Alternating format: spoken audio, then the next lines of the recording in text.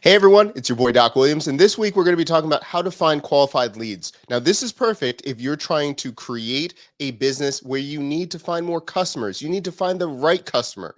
This is the episode for you. So come with me.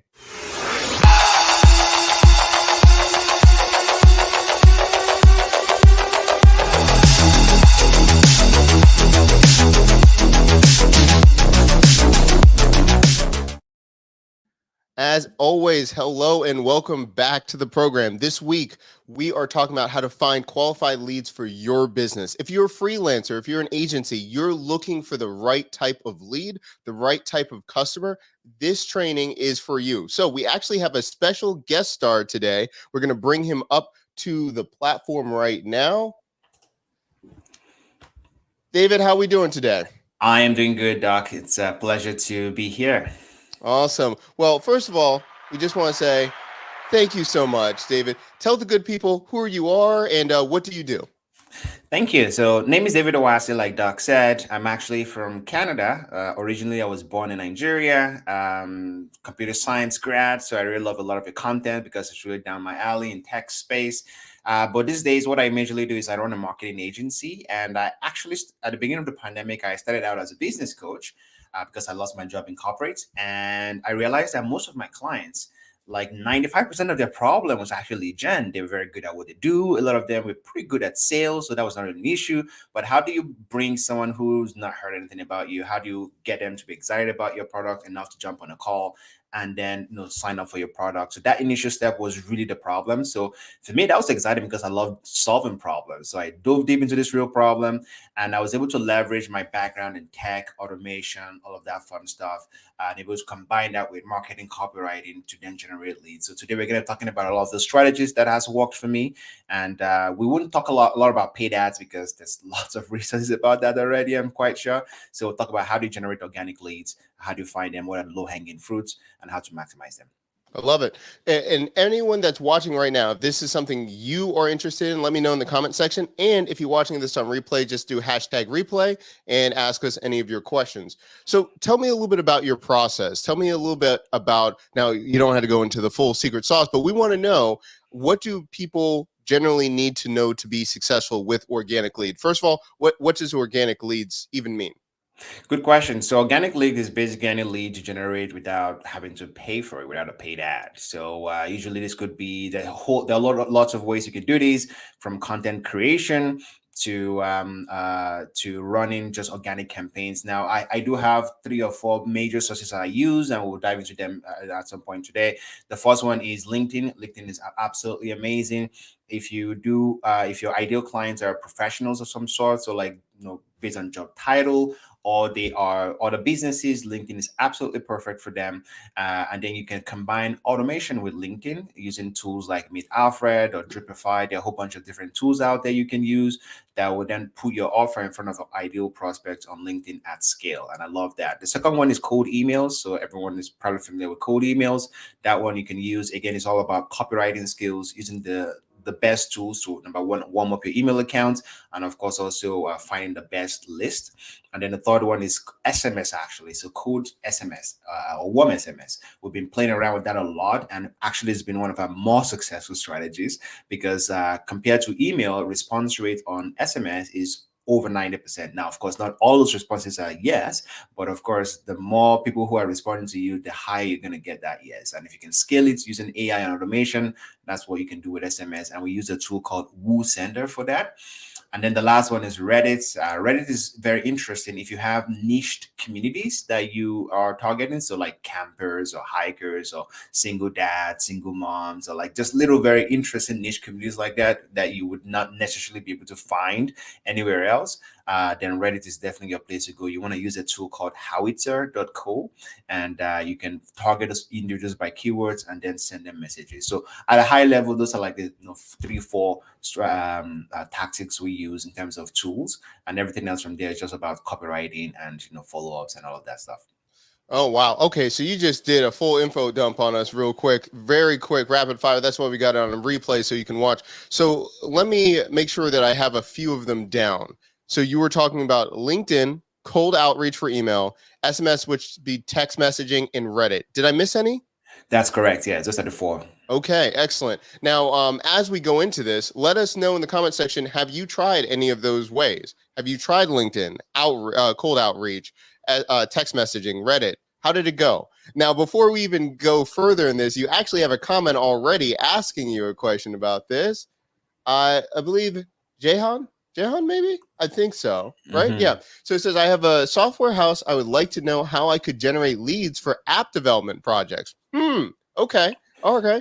So we'll keep that. You can answer it now, or we can kind of, as you go through this process, maybe answer it, whatever you For think. sure. This I always no, it's fine. We can answer definitely. So, Jahan, I'm not quite sure at what stage you are with this business. What I mean by that is, have you actually verified that the market wants this, or are you still kind of like exploring and building? I usually would recommend following the lean startup method by Eric Rice. I don't know if you're familiar with that. It involves 3-4 steps. So the first one is investigation. You want to make sure that people actually want this stuff and this problem is actually a real thing.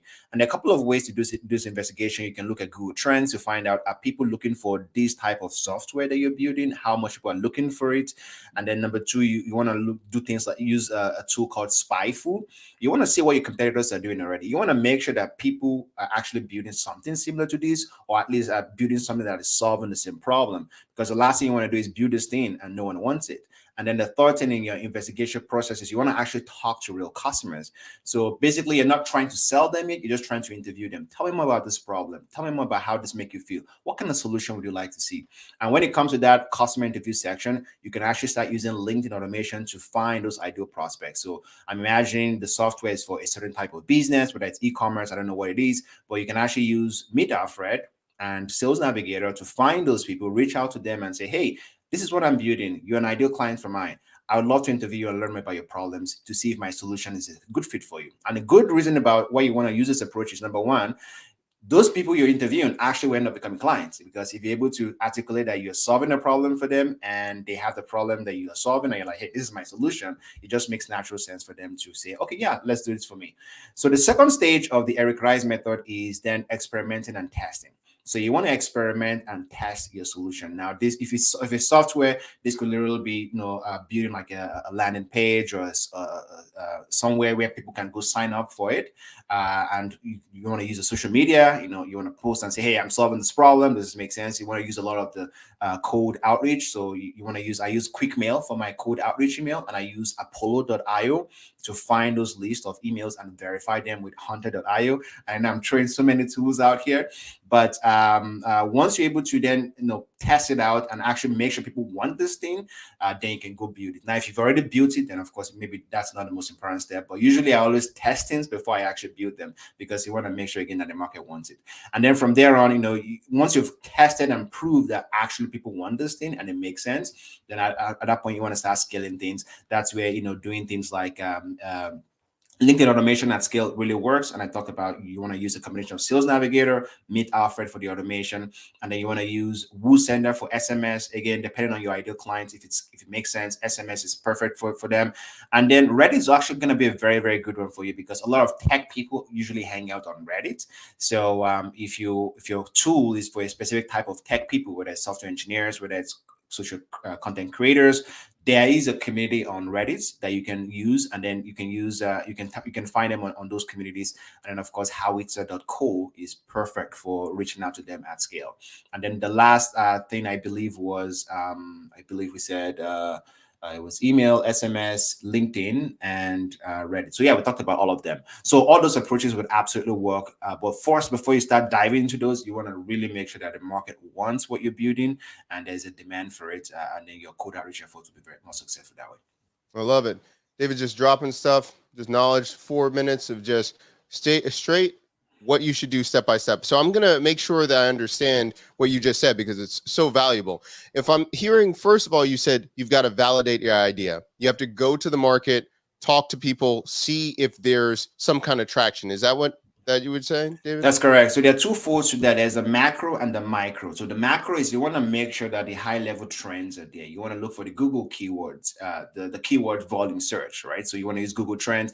Enough people searching about this problem.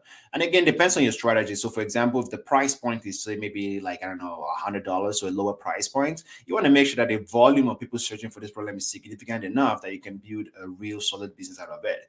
Now, if the price point is a lot higher, you only need a one or two clients per month to really make the business grow. Then maybe volume is not as important. But you want to make sure you know those things. And then the second one is you want to see what your competitors are doing in an investigative stage. Now, if you don't have any competitors, that's always a bad sign because it shows that other smarter people have tried it and they've not been successful. Now, of course, take that with a little grain of salt because sometimes if you're building something super, super innovative, then maybe you're one of the first people out there. Again, that's still a risk, but it's always safer to build where you have competitors. You want to use Spyful to find those competitors and also find out what are they doing, how are they getting traffic, are they using paid ads, are they using organic, what are the competitive, what are the keywords they're bidding on for the SEOs. Like you want to know all of those data. That will help you start to understand, how to build yours, so you're not reinventing the wheel, if you will. And then the third part of that investigative stage is you want to actually talk to real people. So that's where using your network, using referrals, and also if you're lazy like me, using LinkedIn automation. So you want to go on Sales Navigator, use all the filters to identify the ideal prospect based on job title, geography, based on their functions, how big their company is, whatever the definition of that ideal client is. And then you want to use meetalfred.com, an automation tool to create a sequence of conversations where you, number one, reach out to them, send a connection request, and then follow up with them, say, hey, this is some value that I can provide for you. I want to interview you, like whatever the pitch will be. And you want to have all of those in a sort of automated sequence. And then you can actually start having those interviews. That's more for lazy people like me if you want to do that. But that would be like what the investigative process would look like. Does that make sense, Doc? I love it. Well, as you were talking and doing all the hard work, I was writing down what you were saying and writing down links and different things that you could be doing. So also there's going to be a link down below to have all of these resources that David just broke down and all of those things. So that's excellent. Thank you so much. And a bonus to your audience, I actually created a free training on this. So I will provide you with the link and you can include this. It's like a 30 minutes deep dive. I do screen shares and the screenshots of all of these tools, how I use them. Like you can It just keeps getting better and better. You just keep getting better and better, David. And by the way, thank you so much because we already have a great response saying thank you for all the things that you're doing. Oh, this is good stuff. So yeah, this is good stuff. People are valuing this. Good. glad to hear that. All right, awesome. So I think that's a really good overview of these things. What I would say also too is before we deep dive, where do you see people getting tripped up the most, right? Because you just gave a lot of information. Is it even the beginning where people are just feeling overwhelmed, even to pull the trigger to start getting, outreaching? Where do you see the biggest bottleneck during this process? So sometimes the biggest bottlenecks is knowing what your offer is, right? So at the end of the day, the offer is really where the rubber meets the road. Because even if you have the best tools in the world, you have the best team in the world, if your offer is, pardon my language, shit, you can't polish shit, right? Shit is shit. So that's where you really know where a lot of people get tripped up. And I have a little framework that I use to help you sharpen your offer, make it more compelling. And they're like, five or so frameworks for that. So number one is you want to focus on one niche. So especially when you're starting out, you don't want to be like serving everybody. You want to say, I am the best guy for, TikTok influencers with 20 to 30,000 followers who are like in the e-commerce space, like super niche, and that makes you more of an expert than, hey, I have every influencer. That's just not gonna work. Second thing is you want to make sure you're solving a massive problem, and I always talk about the vitamin versus painkiller solution. So vitamins are like really cool, but I don't see anyone waiting in line to go get vitamins. I mean, it's like, sure, I'll get vitamins, but I'm not gonna break a neck to get vitamins. But painkiller, if I'm in pain and I have a massive headache, I'll do whatever I need to get that painkiller. So you want to make sure that your solution or your offer is more of a painkiller solution versus a vitamin solution. And the investigative process will help you determine that. Third thing is you want to use make sure your offer is unique. So Seth Godin in his book, This is Marketing, talked about the purple cow effect. So if you're driving down the road and you saw a purple cow, like that will like, it will stop in your tracks because you never see purple cows before. And even though you might not know what a purple cow is about, it gets your attention. You want to make sure your offer has that purple cow effect as well.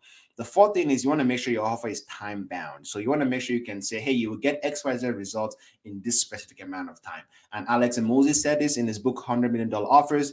You want to make sure that people are able to calculate that ROI because there's a time frame to it. If there's no time frame to it, it's hard for them to see the ROI and how it would make sense for them. And then the fifth thing is result focus. At the end of the day, everyone is all about themselves. I'm all about me. You're here because you want to get something out of this. Not just, I mean, you love Doc, but you really want to get something out of this. That's why you're here. So you want to make sure that your offer is result focused and there's a what's in it for them right up front, right obviously there. And then the sixth one is there has to be a guarantee, so risk reversal. You have to make sure you have some of your skin in the game. So you can't just put all the risk on the customers. The more risk you absorb, the more likely the customer will move forward. And Dan Locke, famous entrepreneur, actually said something. He said, if your guarantee doesn't scare you, then your guarantee is not strong enough. Your guarantee has to be scary to you, where you like will do anything to deliver on it. But more importantly, the scarier it is, the more likely your customers are going to be like, well, there's almost no risk for me. Like, I'm all in. For example, in my agency, my guarantee is in our first 30 days, we will deliver a minimum of 10 qualified meetings for you. So like, okay, it's like I'm putting my name on the line there. And if I don't do that, I work for you for free until we do. So that way my clients at least have that peace of mind that, okay, David has some skin in the game here. I'm not just taking all the risk. And that helps us close more deals. And usually we're able to deliver for the most part. And even if sometimes you can deliver, the benefits way more definitely outweighs, some that one or two times where you can deliver on your guarantee. So that's kind of how I would think about compelling offers, which is where most of shipped up. Hopefully that's. I love it. I love it. I love it. So that's a great framework. And I love how you're taking the best pieces of other great frameworks and you're making your own. So that makes a lot of sense.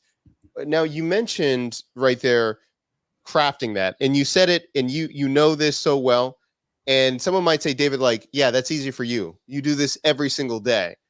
What's the first step I need to do? What would you tell someone to do? So it has to be the positioning piece. You have to be able to, number one, position yourself properly. And then once you position yourself, naturally, making a compelling offer would just make sense. So when I think of positioning yourself, I call it a market dominating position. And the idea is that when someone hears that statement, they know exactly how you can help them and what's in it for them. Because again, at the end of the day, we're all selfish. We're always thinking what's in it for me. So the first thing is you want to say, I help niche. So you want to clarify who exactly you help. I help XYZ kind of person. I remember we said the more specific or singular that niche is, the better.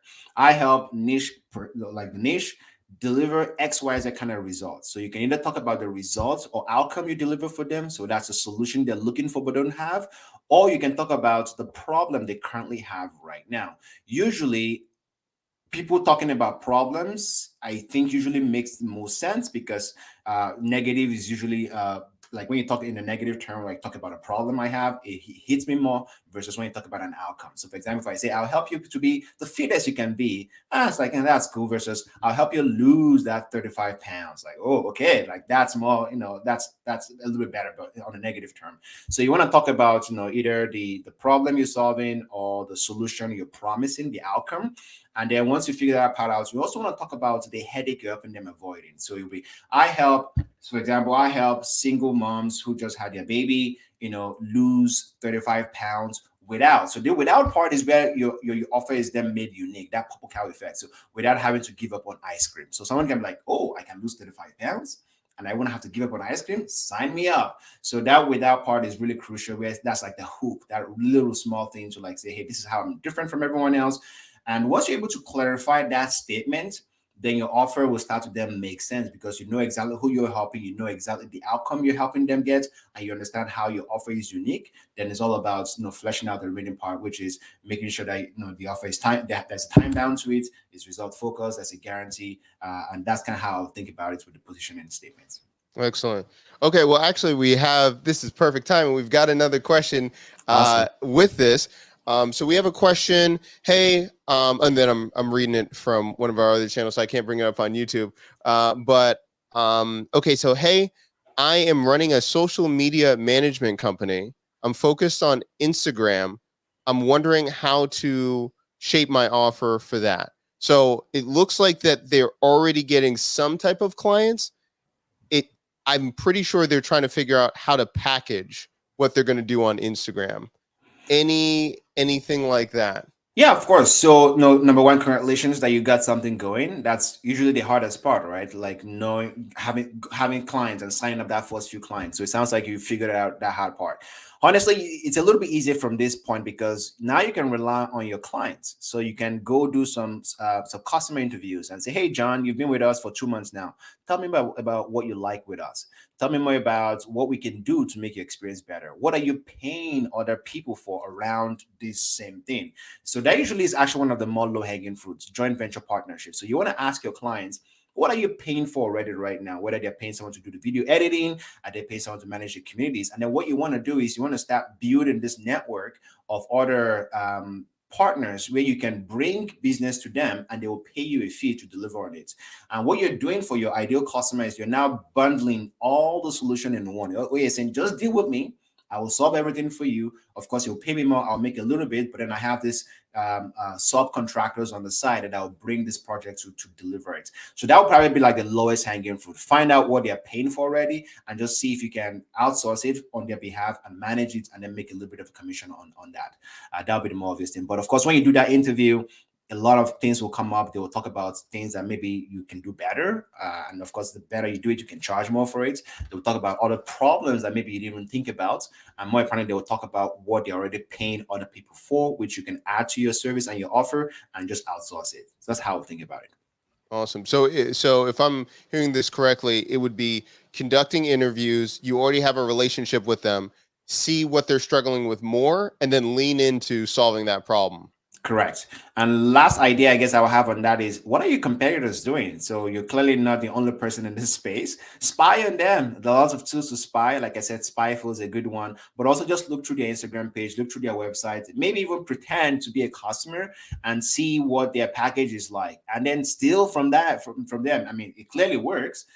Steal from what they're doing and then sort of use it. So Spyful is basically helpful to help you understand from an SEO level, for example, how are they getting their clients as well? How are they getting traffic? Who are their competitors? What are the keywords that they're using for their SEO? And this is just a way to understand what your competitor is doing and steal from it, because there's no need to reinvent the wheel. If something is working already, just go do the same thing, and of course, put your own spin to it.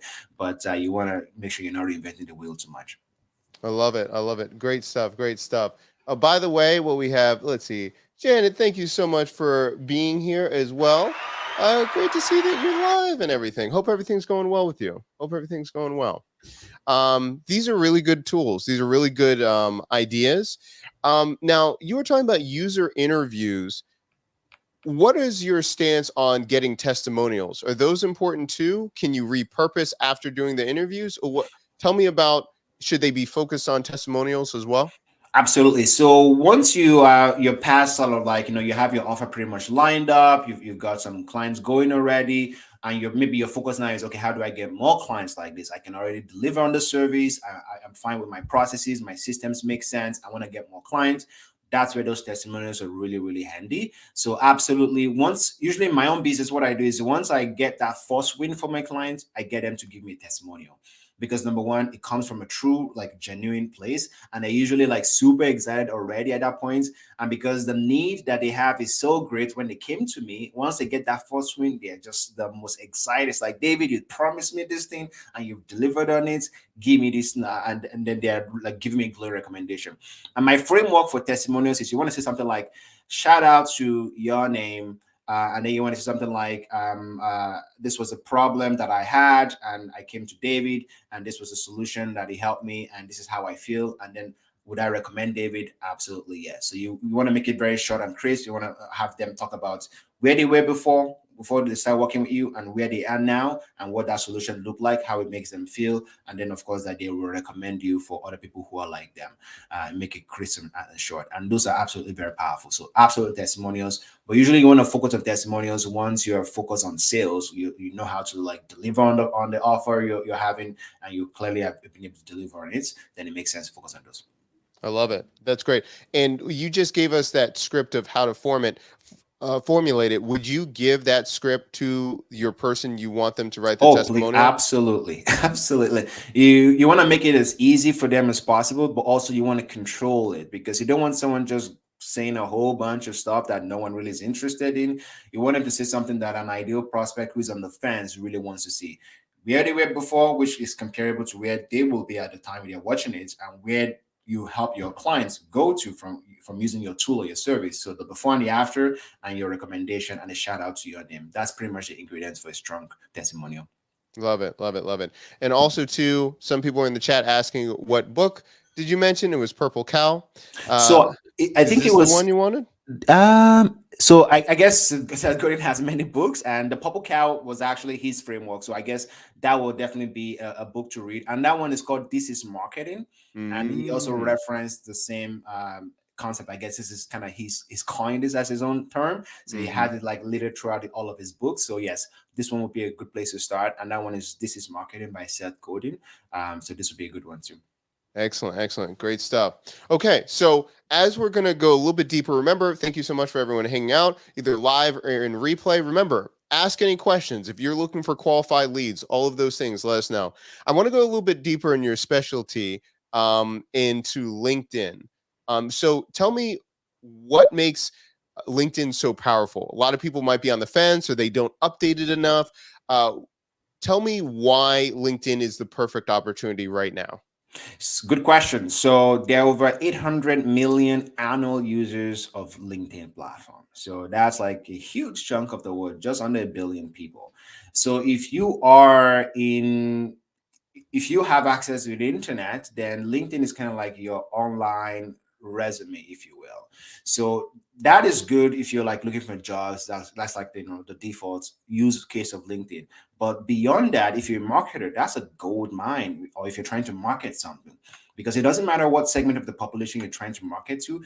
Usually those people have profiles on LinkedIn. And the beauty about LinkedIn also is that people have well updated, curated, properly done profiles on LinkedIn compared to other social media platforms. Where if you're on like I don't know Instagram, or like sometimes people just don't post on Instagram, we don't know what they do. Or on Facebook's even worse. TikTok maybe slightly better, but for the most part, LinkedIn gives you like full access. And there's a tool called Sales Navigator that allows you to operate just like how if you were doing a Facebook ad, how you can go in the back end of Facebook ad and you can like filter people based on like, how much income they make, whose birthday was this day, or like you have all these nice filters. You can do the same using Sales Navigator to identify it. I'm looking for people who are working in companies that have 10 employees or less, whose job titles are called project manager, who live in New Jersey. And you can say, I'm looking for people who've posted on LinkedIn in the last 30 days, or people who've gotten a promotion in the last 30 days. Like you can do all these things and it will just spit out this list of, okay, we have 2,000 people that fit this criteria. And now you have the list.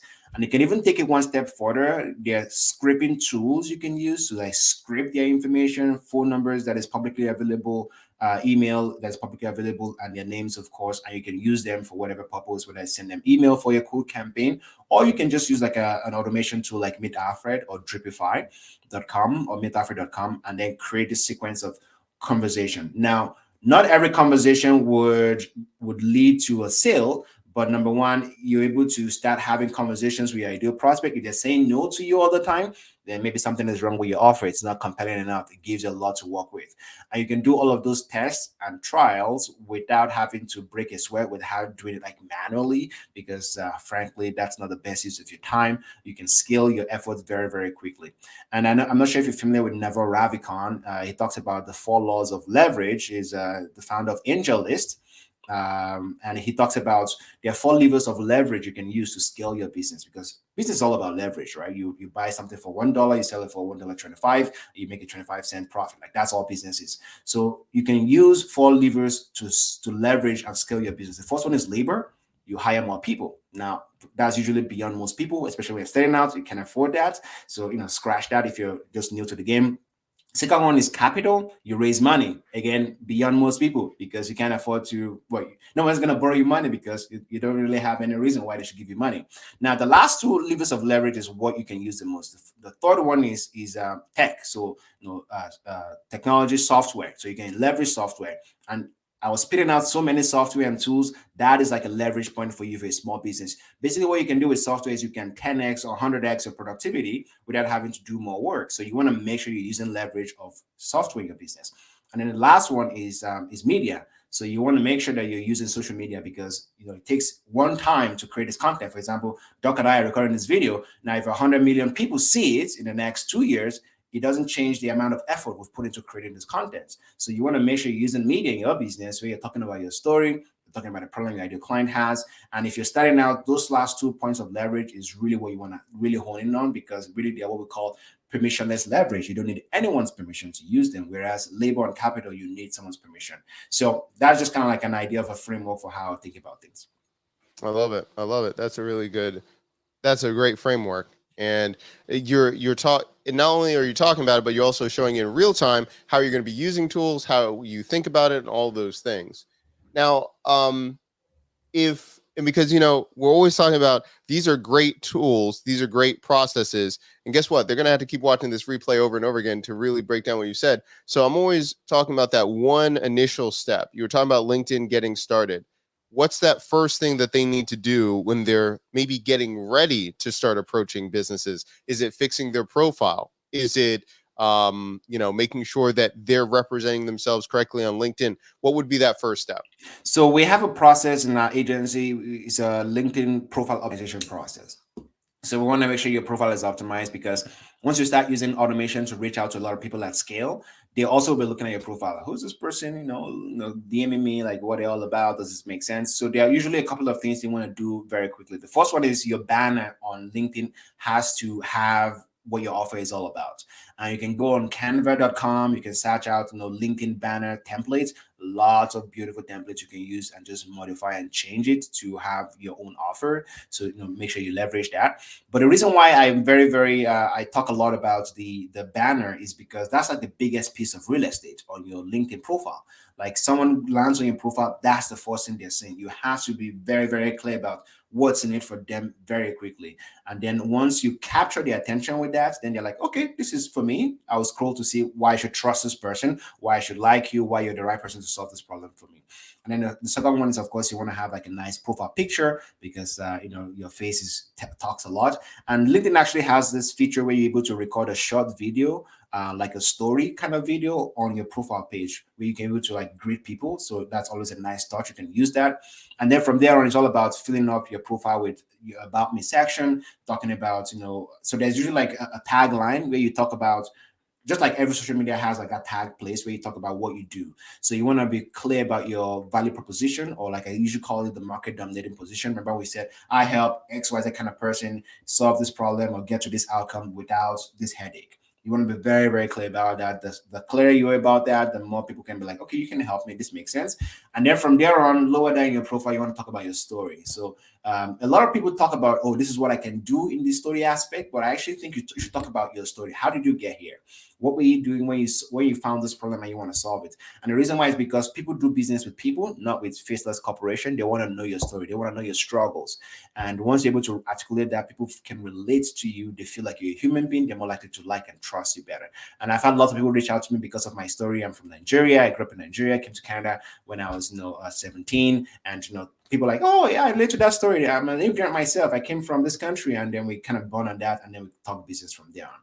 And then in the actual professional section, like where you're talking about your actual jobs, that's where you want to go more into the technical details of your offer and what you're actually going to deliver to them. At that point, if people are reaching there, then you're quite sure that they like you already. They see the value of looking through your profile. And then, at that point, they're not looking, okay, how can you help me? What's your offer like? What services do you offer? And then beyond that, they also like little small low hanging fruits, like getting recommendations. So you can actually ask another person on LinkedIn to give a recommendation, and you all just have to do is go to the recommendation section, type in the name of the person you want to get a recommendation from, and then it would actually send out the recommendation request, like a message to that person. So if you have a client who's you've helped already, or someone who just like vouching your character as a good person. That never hurts. So you want to use those. So those would be like the high level sort of leverage points you can use for optimizing your LinkedIn profile. And then there's something called the SSI score. So LinkedIn has what we call the SSI score. And it's basically the way the algorithm looks at your profile and measures how well you're using your profile. So you want to find out your SSI score. You can find it out. I believe it's linkedin.com/, I think it's /SSI score, something like that. There's a link and we can share this with you later on in the document, but it will basically help you. It's like a ranking from 1 to 100, and you can use that ranking as a guide to help you understand how well optimized your profile is. The higher your score, the more likely people are going to want to do business with you.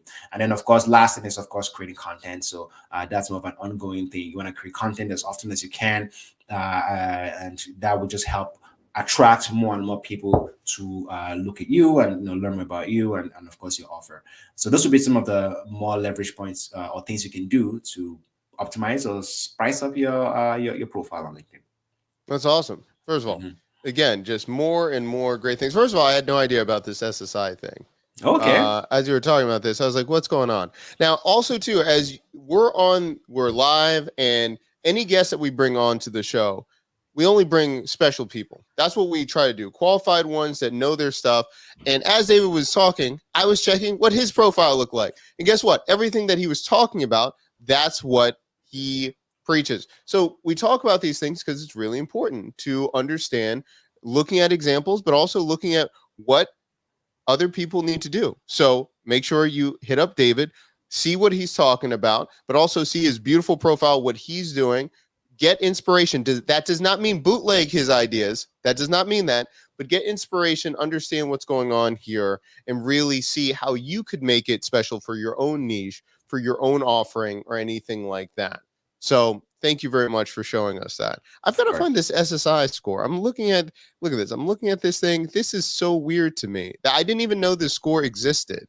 I'm Mm. scared. I don't think I want. I'll do it offline. It's gonna be. It's gonna. Okay. I'll press it right now. But this is really interesting, and it helps you social. See, I'm failing at life here. I didn't even know this worked. Didn't even know this was a thing. Wow. Okay. So And you then can your see. agency helps to rank up. Is that correct too? Correct. Yeah. So we'll help you rank this up. And the reason why is because this also plays a role in how aggressive you can be with your automation. So to be very, very honest, LinkedIn doesn't really like automation. And the reason why is because they prefer that you pay their ads, right? To instead of doing automation. So one of the things we do is when we run automation for our clients, we want to make sure that the SSI score is really making sense. So and the reason why I ask that is this. So say for example, Doc here has a score of 51, which means that he's kind of an average user of LinkedIn. It's just like average of the population, 51 out of 100. So we wouldn't like just blast out like 100 requests per day because the algorithm will like, this person is kind of an average user. They're not using it heavily. And out of the blue, you're starting to like send out 100 connection requests per day. Something is amiss here. And then they start to like flag you and then you get into trouble. So, but if you're like a 90 out of 100, well, of course, the algorithm will like, well, this person is really using the profile. So if they are sending out that many connection requests, well, that's not abnormal. That's just in line with their behavior. And then you're fine. So that's one of the reasons why we use this SI score to determine how aggressive we can be with campaigns. And that's one of the more important parts. But also it helps you understand how well you can use the profile. For example, with Doc here, one of the low points is engaging with insight. So it means that you're not commenting on other people's posts. You're not doing all of It's that so stuff. true. He's Yeah. right. He's right. I don't do any of that stuff. So that's like a little small thing you can do to boost up your score. And this is a very powerful stuff. Also helps you understand how you compare to other people in your industry, other people in your connections, and just the whole industry at large. So it gives you a lot of data points to use to help you improve your SI score and Wow. improve your LinkedIn profile. To do what you're talking about, outreach, it might seem very easy to just get qualified leads, but there's so much prep work to consider before you go and start doing that. And this is just one area. By the Correct. way, Jen is talking about, never seen that before. Says it's interesting.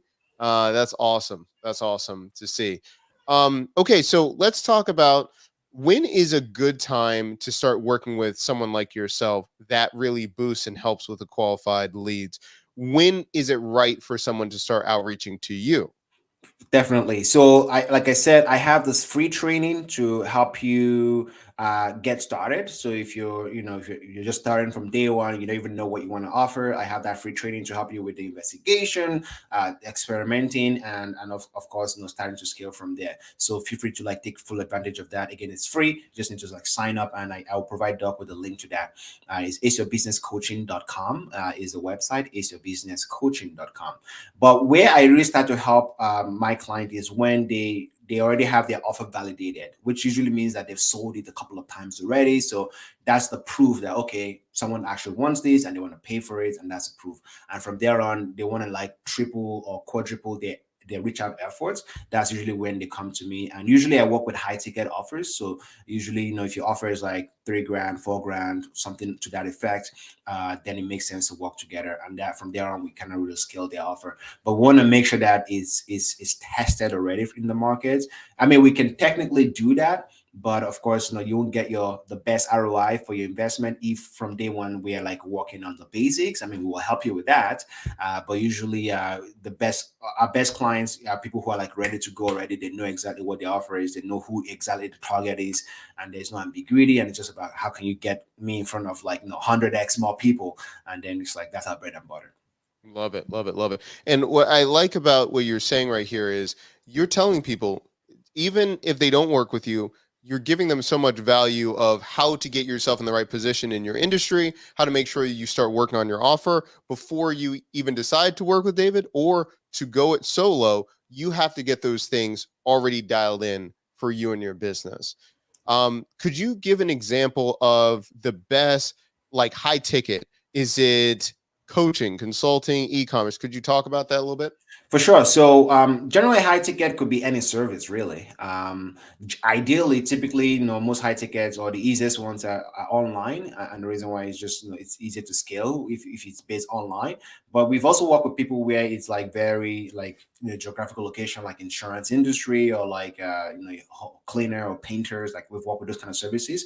But ideally, it would be any consultants, any coach, any agency as well, and generally any service-based business. We move away from low ticket items, like if you sell like a physical product. Reason why is for us it doesn't just scale because it's very important for us to get that ROI for our clients very very quickly. So for like you wouldn't make, so for example, we've worked with like some SaaS companies in the past, and it depends on the SaaS company, but if your offer is like I don't know $10 a month, then you would require like almost 300 sales like to just break even on the investment of working with us. That doesn't make too much sense. We can still teach you how to go do it yourself, but we want to make sure that there's a clear ROI for you as well. But ideally, most of our ideal clients are usually anywhere have offers anywhere from $2,500 and up. Usually, would make sense working together.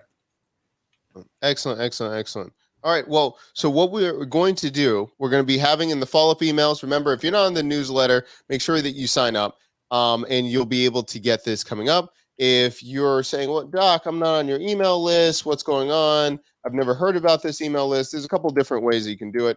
The simplest way, we're going to put it in the chat. Just go to sendfox.com/DOC. I can't believe I got that URL. But there you can sign up for our newsletter. You get the best tips about software and everything, and we do a weekly roundup. So we'll make sure we have everything that David just said included for this week. If anyone wants to see it, our Build With Me page, that's exactly the page. You're on the right page, all of those things, and we'll do it from there. Now, this is really important. No problem about the links. Again, all the things that David has been talking about, his training, all of those things, check them out. Check out all the things that David doing. And later on, we'll be announcing something. We have a project planned with David coming up shortly in a couple weeks and months to come. But the reason we like to showcase businesses like this, just like David said in the middle of one of his questions that he was answering, we don't have the solution to everything. We like to network with the very best or ones that we see in our audience that need help with things. We don't do qualified leads with LinkedIn. We try to find the best in the business. And that's why we have David right here to partner with, to showcase how you can do it. And if it makes sense, to work with David and his team. So make sure that you check out all of those things. It's going to be in the email. It's going to be in the newsletter. And David, where can people find you? How can they reach out to you? All that stuff, man. Yeah, so you can find me on most social media platform at David Owasi. So I do a lot of TikTok. TikTok is one of my favorite platform right now. I also am on Instagram as well and on LinkedIn, as you showed my profile. But honestly, right now, what's needed for you is just my free training video. So aceyourbusinesscoaching.com. And essentially, in that free video, in that free training, it's 30 minutes long. You'll have an idea of all of my ideas and my tactics and my tools that I just shared with you, and you can actually use that and just start running away with it. Of course, if you want to really like scale it and take it to the next level, we can definitely help you with that. But that's like a lot of value, just a lot of like condensed knowledge and information in 30 minutes. So just go get that. And you also, once you sign up for that, you'll get like a lot of like my emails where I like just share some of the top tools I find. I'm always learning on always improving myself, so I always share those things to people who are subscribed to my email list. But for now, just go access that free training, because I really love the training I put together, and I think you will be blown away by it. If you like some of the things that I was saying already, this will give you more visual. Like you will see screenshots, you will see how I craft a message for like this automation, what I said in those messages. You also see results and screenshot of like people in real time responding to the automation and how those responses are. And then, of course, I think that will help you visualize how to position your own offer based on how I've done mine and my framework for that. So aceyourbusinesscoaching.com. Real quick, put that in the private chat so I can add it real quick. Yes. So And as you're doing that, remember everybody, if you're watching it live, if you have any questions, you can always follow up with us right now, put it in the chat below, or if you're watching on replay, remember, put hashtag replay and let us know what your questions are. We're always looking to provide more value for all of you. So again, this is really important for you to make sure that you're hitting the next level for your business, and it's exactly what you're looking for. So I'm going to be dropping the links in the chat for David's free program. You're going to be able to sign up and do all of those things right there. It will be in the newsletter as well. So no worries, guys. It will be fine, and we'll put in the description below. Before we get out of here, David, any last things, anything you want to say before we wrap today? Well, the last thing I just want to bring your attention again back to that leverage conversation, because we live in an age where there's so many opportunities, and the two things that prevent people from maximizing those opportunities. The number one is knowledge, just knowing that this thing exists, and number two, being able to leverage the opportunities that they have available. And like I said, there are sort of two types of leverage. There's permission leverage and permissionless leverage. Permission leverage is where you need someone's permission, so labor and capital. Most people don't have access to that, and that's totally okay when you're starting out. Second types of leverage is permissionless leverage: technology, software, and social media. You gotta use those two things, because you could build a massive business if you can master those two things. So I would just kind of point attention to, how can I use software to do X, Y, Z in my business? How can I use social media to reach out to more people? And then once you start getting some traction there, you can have enough money and resources to invest in your business, to start using labor, to hire people, to start raising money and doing all of this more fancy stuff. So that's again how you should think about business in this day and age. And I think you can be very successful if you do that. Excellent job. Excellent. Well, again, thank you so much for the time, for your expertise. People are saying thank you in the chat. We'll definitely be talking to you soon. And again, make sure you're listening to what David's saying. Look back on what this replay was, all the points on leverage. And again, keep working hard.